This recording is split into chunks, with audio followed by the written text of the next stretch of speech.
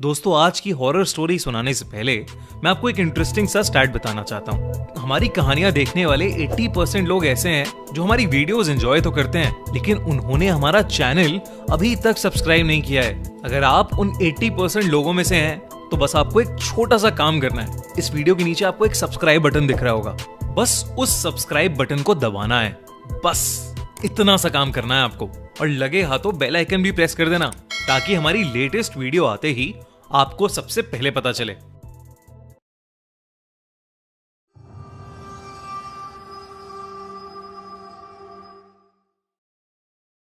सरकटा।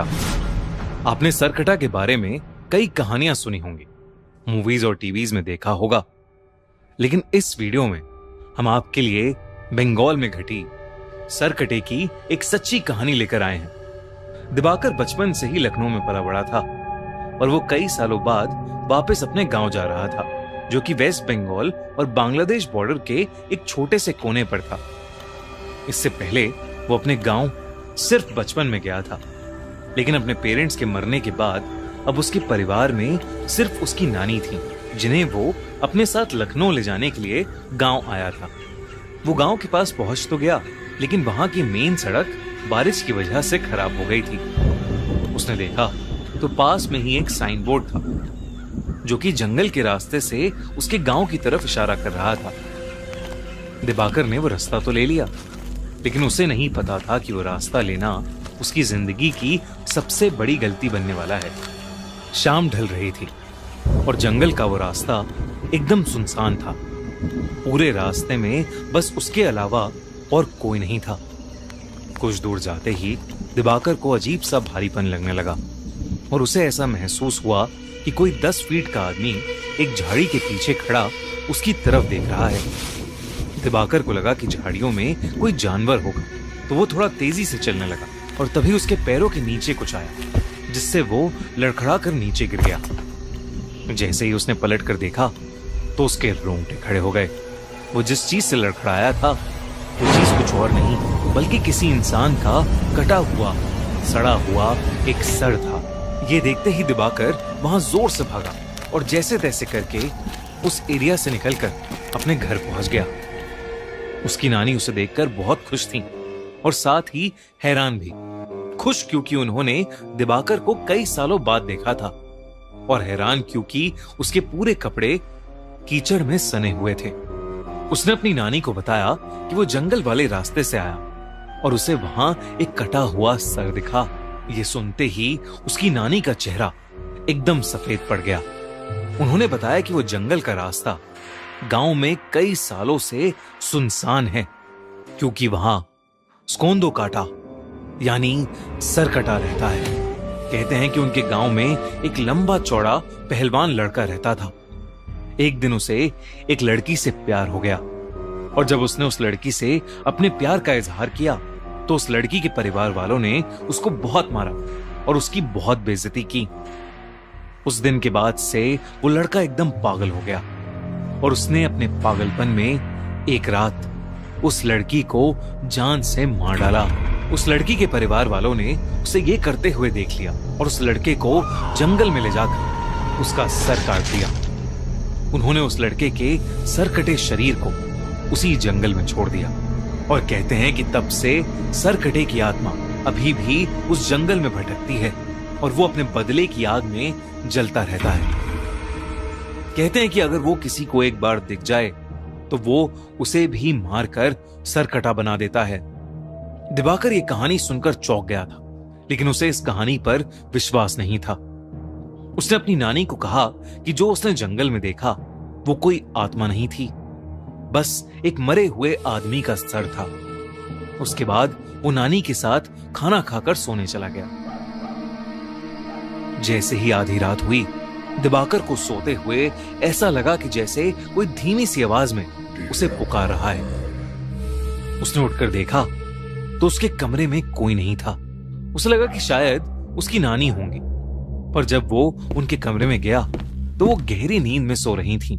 उसे ये अपनी थकान का नतीजा लगा और वो फिर से सोने चला गया। लेकिन उसकी आंख लगते ही उसे फिर से वही आवाज सुनाई दी। दिवाकर ने देखा कि वो उसी जंगल में है और उसके ठीक पीछे एक 10 फुट लंबा आदमी खड़ा है और उसके हाथ में उसका कटा हुआ सर है। वही भयानक सड़ते मांस वाला कटा सर जो उसे रास्ते में दिखा था। वो सर अब दिवाकर से मदद मांगने लगा और उससे कहने लगा कि क्या दिवाकर उसका सर उसके शरीर पर वापस जोड़ सकता है।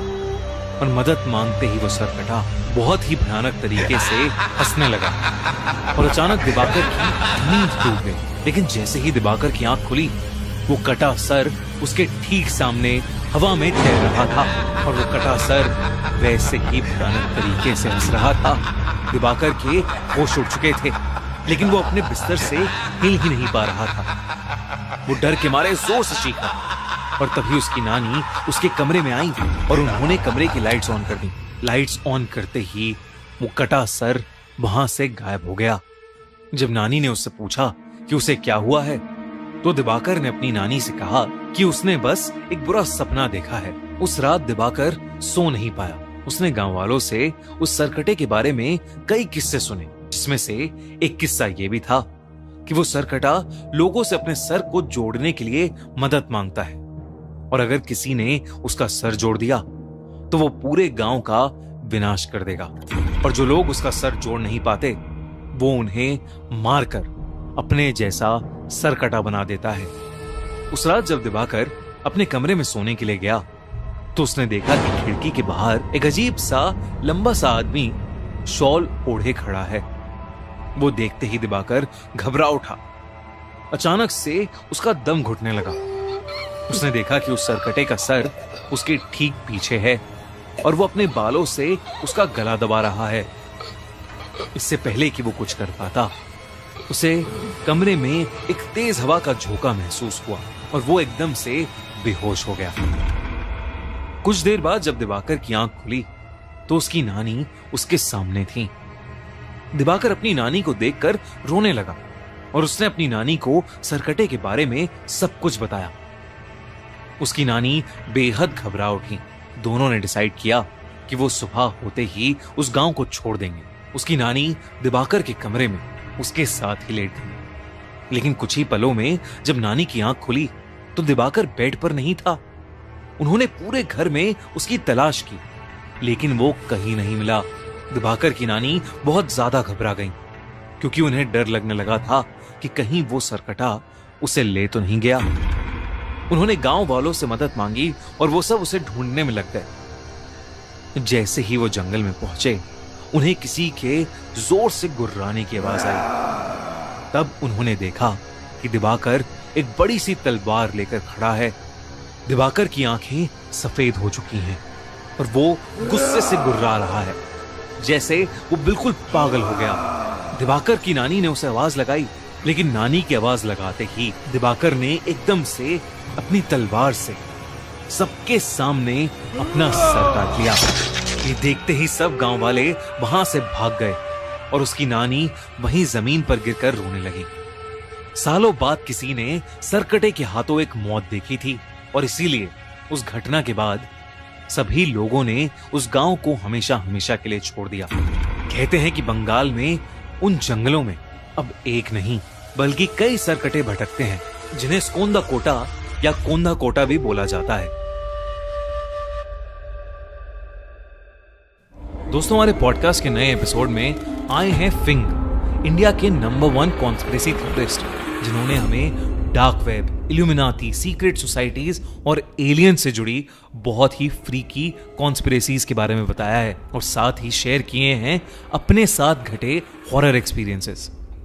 तो पिन कमेंट की लिंक पर क्लिक करके वो पॉडकास्ट देखना मत भूलना। और हाँ दोस्तों, अगर आपको इस सरकटे की कहानी अच्छी लगी तो हमारा चैनल खूनी मंडे सब्सक्राइब करना मत भूलना।